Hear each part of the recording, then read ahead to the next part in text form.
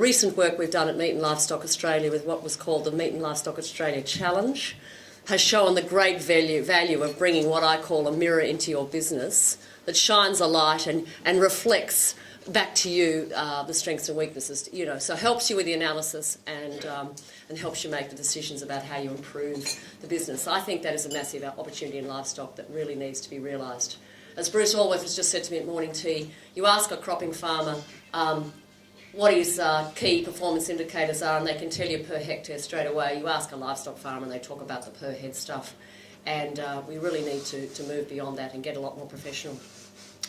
I'm also going to enter the area of perhaps controversy and say I think there's another great opportunity which we haven't mentioned this morning, and that is increasingly we're seeing women working much more in agriculture. My own daughter's joining our business in a couple of months' time and becoming the 5th generation running our grazing business. A lot of her peers are working in agribusiness and returning to family farms, and certainly adding, I think, some of the skills that have been missing, especially in terms of business management analysis. So there you are. I thought I would add that one in because I think it's a really important one for the future. So it's my great pleasure now to introduce, for our second session, our facilitator is Associate Professor Chris Blanchard. He doesn't really look old enough to be an associate professor, but he is. Here at Charles Sturt University, he's the director of the ARC Functional Grain Centre. His first degree was in medical science. His PhD was in the area of plant and virus molecular biology at the CSIRO Division of Plant Industry. He's worked as a postdoctoral science at the Ludwig Institute for Cancer Research in Switzerland and the CSIRO Quality Grains Laboratory in Sydney. So he's had that wonderful international experience, and he's a globally respected scientist. So please welcome Chris.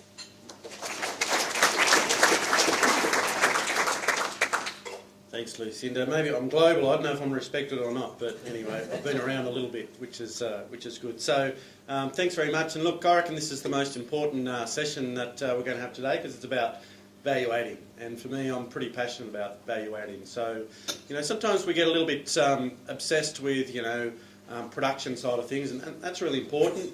For us to make money, we've got to be able to produce, and focus on increasing yields and that kind of thing. And sometimes we get excited when we, increase yields by, 1 or 2%, and that's good.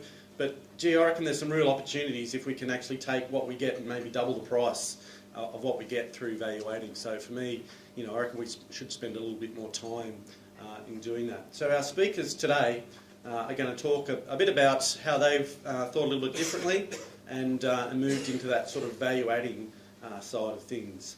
So our first speaker today is Bob MacSmith. Now, in 1992, Bob was a farmer, but he had a gutful. He thought, bugger this, there's got to be a better way to make money. So what he actually did is went from production, and along with his brother Pete, and started MacSmith Milling on their family farm in Cuddle. And then in 2006, after building up that business, I went into a joint venture with Manildra and built a factory on their Manildra site. Which is really in the heart of canola growing areas. So the business steadily grew, and in 2010 they built a purpose-built state-of-the-art packaging plant and warehouse known as Manildra Packing, and that was established there on their site. And I've had the pleasure of visiting that site, and it's really an excellent facility. So this year MSM Milling constructed a new feed mill on site. They're commissioning that at the moment to add value to their produce. So they've gone from not just thinking about what can we do with oil, but thinking about what do we do with this byproduct meal, and have come up with some really good solutions to add value to that and increase their profits. But of course, the most important thing that Bob MacSmith did last year was decided to invest in the Functional Grain Centre.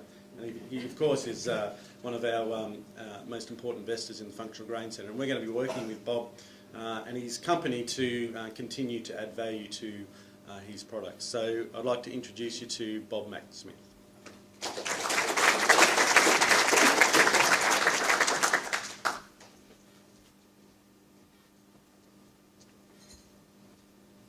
Firstly, thanks, Chris. If you can double the value of what we do, mate, you'll be the next bloke on the payroll. That'd be absolutely fantastic. Look, good morning, everybody, and thank you for having me to speak. I need to apologise straight up. I'm not a public speaker, so I'll be doing a fair bit of reading here. Compared to all the very high-powered minds here, I take a pretty broad brush look at things.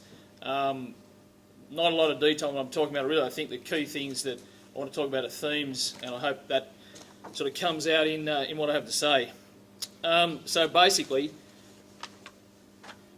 compared to the previous speakers, I'm going to be talking a little bit about the past, what we've done and how we've got to where we are, and a little bit about the future as well. So basically, really what we've been up to for the last 25 years. My brother Peter and I are the directors and founders of MSM Milling, and we are the owners of it in a joint venture with Mr Dick Honan of the Manildra Group. So Pete and I have been in business for quite a long time, about 25 years. He was actually my first employee during his school holidays in the late 1970s, and that was nothing I need to say that some of these photos are from the 70s and 80s, and times have changed, as you'll see. One of the key things about the longevity of our partnership has been the fact that, or a principle we've got, that we always keep everything absolutely even, so financially to the dollar, and also commitment to the business and the work we do. We get along well. We do have extremely vigorous discussions at times, but it's not personal. It's really basically about an issue, and it's not that we think the other bloke's a pain in the neck. So where did we start? We grew up on a pretty typical family farm at Cudal. Our family had been there since the mid-1800s. After school, I spent a couple of years at home, where my first commercial venture was 3 acres of rock melons. As you can see, things have changed a bit in the last 30 years. I employed Pete to help me pick and sell them, and in the first year we actually made a reasonable profit. We then read somewhere that drip irrigation was the way of the future, and so I invested all the profit into this whiz-bang irrigation system. It was the first lesson in agriculture. You make a bit of money and then you go and spend the whole lot plus a bit more. I then went to Sydney for a year and managed to knuckle down to 3 weeks of a university degree before starting up a landscape gardening business with a mate of mine, and neither of us, of course, were qualified at all. I was building whitewood furniture at night and driving a removalist van during the daytime. I was very busy, but I was having a lot of fun. But I guess the lesson out of that was that there's so many opportunities out there if you're just prepared to have a look. Dad finally got crook, and he said to me if I was interested in going home, well, now was the time, basically. So I did go home without it really being probably a well thought out or conscious decision. The early farming days in the 1980s were a sharp learning curve for us. As you can see, tiger cages, shovels, all that sort of stuff. We needed to adapt to some new ideas. So we began direct drilling. We began using nitrogenous fertilisers, as one of the previous speakers mentioned. We tried alternate crops like lupins, sunflowers. You can see the sunflowers there being eaten by mice. While we had our fair share of problems, we actually thought we were becoming reasonable farmers. Of course, in 1983, our uncle's place came onto the market, and you say, well, that's too good an opportunity to pass up. So we bought it. Of course, we paid too much for it. And then, at the same time, we watched interest rates go to about 20%. We tried it all, growing pretty good crops, we thought, baling 50,000 bales of straw a year, harvesting lucerne seed, making hay, contract cropping, and a sheep enterprise. We basically could keep in front of the interest payments during the daytime, but nights were becoming a problem. The final straw came one year when our second payment from the wheat board actually wasn't a payment, it was an invoice, a bill. So obviously we figured we needed to try something else. In the 1980s, canola was coming to the fore. We'd grown rapeseed in the past, and we were getting more than double the gross income from the same area. How good was that, we thought? So our next bright idea was to try and export quality canola seed to Japan. The marketing of canola at the time was handled, I think, by the New South Wales Grains Board, which had vesting powers. They refused our requests for export permits, but they told us to go back and just keep growing the crops. They were the export experts. So that's what we did, and a few years later they spectacularly collapsed. So we figured we needed to find something else. In the late 80s, early 90s, we saw an ad in the Land newspaper for a small oilseed processing business that had gone into receivership. You would actually think that alarm bells may have rung when we heard the word receivership. Anyway, We went and visited the place. It was a fantastic building, beautiful laboratory. Chris would have been pleased with it. Landscape grounds, you name it, just looked magnificent. But the major problem was they had no productive capacity. In fact, it was probably a front for a drug manufacturing organisation, I think. We thought they'd made fundamental errors in their business model, but it sowed the idea, and after a lot of worn-out shoe leather and phone calls, and the fact that Meadow Lee had already started heavily promoting canola, especially for us, and we also had a $20,000 loan we conjured out of Mum, in 1991 we decided to build a small canola processing plant on the farm. There we are building the shed, and that's the 2 silos that we started with. After a lot of trials and tribulations, we became very proficient with high pressure cleaning equipment and pretty good at refurbishing extremely used old oilseed processing machinery. We learned a hell of a lot about the gear and what made it work. And really, that was a key thing for us. The knowledge that we gained building that plant has held us in good stead for the last 20 odd years. It was a key lesson. Absolutely essential that you understand what the drivers in your business are. After a lot of trials and tribulations, there's some of the gear that we were pulling to pieces, and as you see, we're pretty dab hand with a paintbrush as well. After a lot of trials and tribulations, we could crush about 7 tonnes every 24 hours. These days we do that in about 24 minutes. We launched Australian Country Canola, pure cold-pressed canola oil in 1992 at the Orange Food Affair. So now we were farmers, come oilseed processors, come salesmen. We did the rounds of the Easter show, exhibitions, field days, you name it, we were there peddling our oil. Pretty hard sell, $4 for a bottle of oil, and you talk to some lady for half an hour trying to sell a bottle of oil, and she'd walk away and say, "Thank you very much, darling." That was very interesting. Empty-handed. Eventually we were very proud when Woolworths agreed to stock the product. Back then we'd send 1 pallet at a time to the massive Yennora warehouse with a local mailman. We very quickly learnt the power of the big supermarkets though, when one afternoon about 5 o'clock the buyer rang us and told us we were being deleted. It was a total disaster. So we got on the phone and we rang a guy called Paul Simon, who was the then CEO. Of course he was too busy to take the call, so we sent him a pleading fax with a full-on sub-story, He phoned back immediately and said, "Sleep well tonight, boys, you won't be deleted." So I guess the other lesson out of that for us was that make the phone calls. Don't be afraid to talk to people. I really believe that as time goes on, more than ever, if you approach people correctly, if they think you are genuine and you're having a serious go at something and not wasting their time, then 90% of them will be more than helpful. So Australian Country Canola grew steadily, and it morphed from an artisan operation into an industrial operation. Capacity had grown and we were processing around 25,000 tonnes per annum, and we're having a bit more done on the side. The question, do we value add or not, was being answered along the way by a series of decisions we were making to expand, upgrade and generally try to become more efficient. In 2002 I got a phone call from Mr Dick Honan, chairman of the Manildra Group of Companies, asking if he'd come and visit our operation.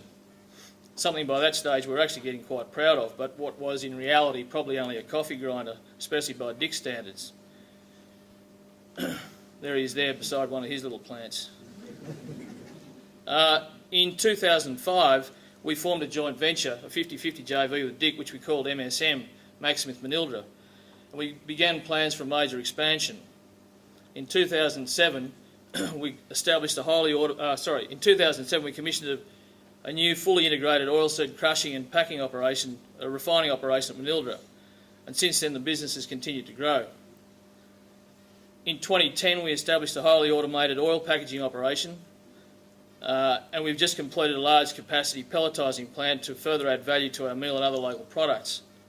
MSM Milling today processes well over 100,000 tonnes of canola seed in a canola oil and meal, and in addition the new feed mill will produce over 150,000 tonnes per annum of stock feeds. We directly employ about 60 odd people and additional others involved in transport, local contractors and other support services.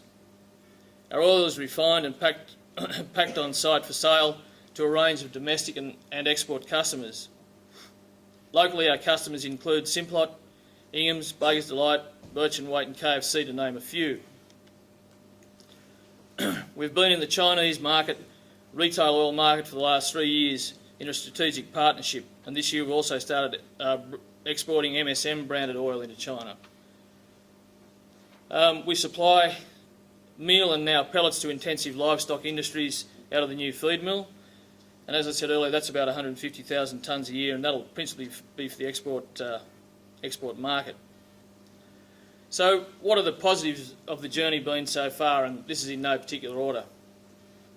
I guess really importantly, MSM has allowed me to meet people and visit places that I never thought or never imagined possible. For example, our first exporting venture was almost an absolute disaster. We'd shipped 40 full containers of bulk oil, about $1 million worth, which was a lot of money, well, it still is a lot of money, to a customer in Malaysia. And it was all stolen from the wharf in Singapore. We didn't have any oil and we didn't have the money either. It was quite a problem. I jumped on a plane to Malaysia, I swallowed a handful of good sleeping pills to settle the anxiety and went looking. Long story cut short, I found the oil. Fortunately, the market had headed north, and rather than having a distressed cargo to deal with, I was able to actually sell it for more money than the original contract. The moral of the story really was that I got a crash course in who the players in the industry were in that part of the world, and we still deal with a lot of those people. So out of that near disaster, we've developed these relationships, and that's one of the things I really want to talk about as being key to the business. Here's another guy that we've recently been involved with. This bloke actually is a rocket scientist. He's a guy whose firm has constructed the new feed mill. In May, he invited me to the opening of his new $100 million factory at Nanling in China. He's overseen the development of dozens of feed mills around the world. He processes 1.6 million pigs a year in his own abattoirs and sells the pork through his 150 butcher shops and 18 supermarkets. This is a shot from his presentation during my visit. He's a great dynamic fellow, but the interesting thing about him is that he's a great source of knowledge for us about that part of the world, and he's an entree into the market. So again, it's about the linkages and the people. And as I said earlier, becoming involved with Dick Honan has been terrific. Dick has been and is the perfect business partner. He's a great friend and is a mentor in business and in life. He's one of the most passionate and driven people that I know. This is a cartoon we received from him after one particularly trying period early on in the life of MSM. So I guess really the lesson here, MSM has been a great lesson in the value of partnerships, shared vision, shared values and culture. You'll never really grow your business without, unless you get out and about, without going to have a look around, see what's going on, see things, meet people. As the years go by, I've become even more convinced that business and life generally is really all about people and relationships. Relationships are absolutely fundamental to business success. So key relationships for us now include our full MSM team, our suppliers, including of course farmers, our customers, our financiers unfortunately, and the local and wider community. So what else is good about this type of business? MSM has allowed us to contribute to our regional community, with the steady creation of jobs probably being the most important contribution of all. We also like to support local charities and organisations, schools, sporting clubs, and it's allowed us to do that. Earlier this year, MSM and Manildra, between us, donated $600,000 to the We're for the Bush campaign to help drought-stricken farmers, without whom, of course, we have no business. Every 2 years we organise the mill-to-mill bike ride. This year we raised $115,000 for charity and community groups. So these are some of the things that the business has allowed us to do that we wouldn't have been able to do otherwise. Every day we have the opportunity to improve our processes, our systems, every part of the business. And if we have a problem, which don't worry, we regularly do, we can try to solve it, either with thought, some extra effort, or maybe some capital. I guess that is one of the real differences between what we do now in the business of farming. With farming, you can be the best operator of all time, but something totally beyond your control can come along and derail you. MSM is maybe just slightly more controllable. And another personal positive for me is the fact that I guess I've been forced to think more broadly, more strategically. The one-child policy in China, what happens with that? Does it become a two-child policy? More kids, more milk, more protein, more canola meal maybe. What will happen when America becomes a net exporter of energy, which is going to happen soon? What impact does a drought in the North Island of New Zealand have on our business, on our cash flow?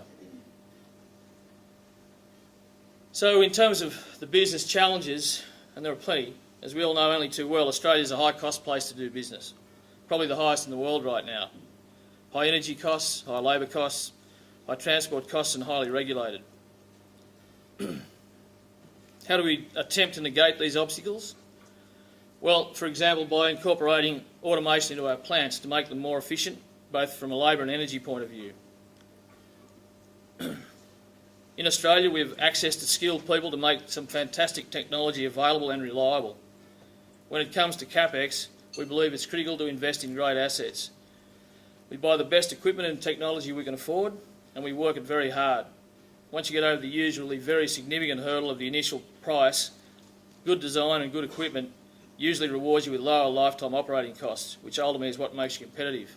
But remember, you've got to do your work with a pen and paper beforehand. You're much better off to make the mistakes there than starting and making errors with steel and concrete. As we know, Australia is highly regulated, but there are upsides. Some markets do value our environmental, food safety and quality standards. Some of our markets don't, but we do try to play that card whenever possible. Our transport costs are high, so we try as much as possible to use rail on both incoming raw materials and outbound goods, mainly for export.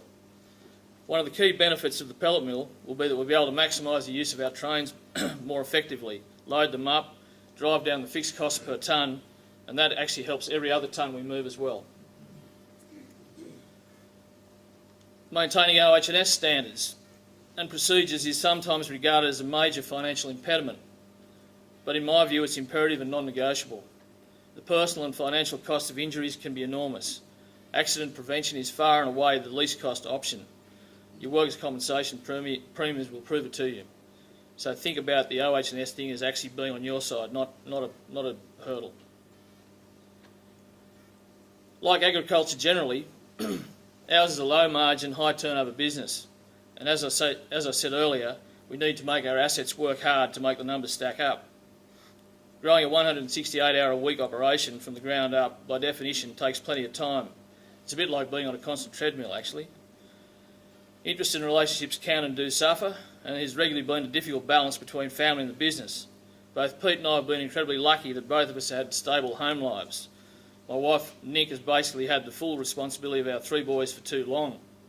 The last few years have fortunately seen the pressure ease somewhat as we've reached a critical size that has enabled us to put a great management team and structure in place to operate the business on a day-to-day basis.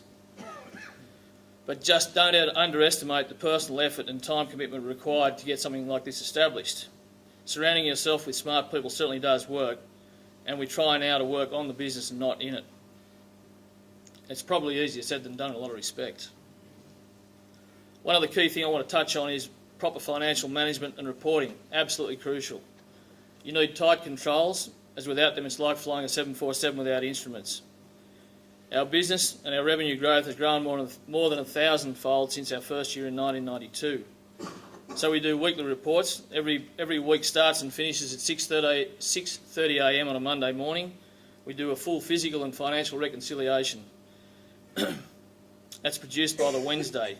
Our P&L statement, stocks, we know our energy, freight and labour costs weekly, and our plant productivity instantly. Our CFO is constantly on hand. It is a great comfort to know exactly where we are and where we're heading all the time. Absolutely critical.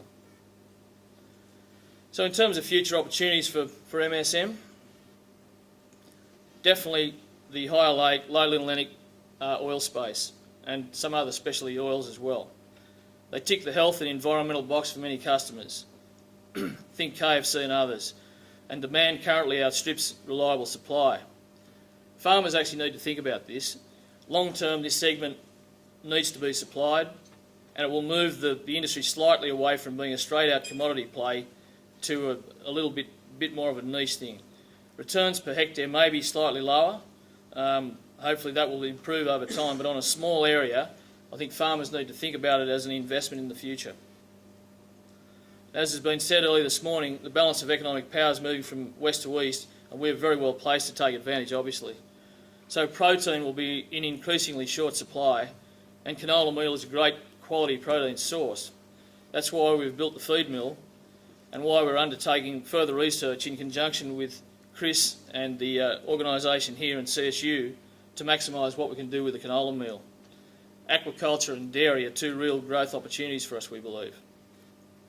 We're also doing some other work on fractionating the oil and meal to break these products down into smaller, more valuable compounds that are useful in a whole range of higher value applications. What else in the future? Well, we're currently working on two other key projects for the business. The installation of a new coal and or biomass-fired boiler to drive our energy costs down. Seems a bit going back in time, but it's proving a challenge, obviously, to get it up both politically and technically, but we're committed to reducing our costs as the business grows and our steam demand increases, and we will make it happen one way or another. And finally, we're looking to take control of a larger segment of our finished product logistics. This will ultimately reduce costs and improve customer service and keep us competitive. But again, it will take management and capital to make it all work as we want. So, to value add or not to value add, that's the question. Have there been hiccups? Absolutely. Have we learned from them? Usually after about the third or fourth time. I guess, we've taken our business to a different level and we've become involved with some great people. It's allowed us to keep our bottom line reasonably healthy so we can reinvest in our company and ultimately in the community. It's been very challenging, extremely interesting, quite exciting and reasonably rewarding financially. And I guess when we take the time to think about it, we are quite proud of the business that we've built. We're looking forward to seeing the results of the projects we're working on recently, and hopefully some of the next generation of our families may become involved as well. But really none of it's been rocket science. So thank you very much for having me today.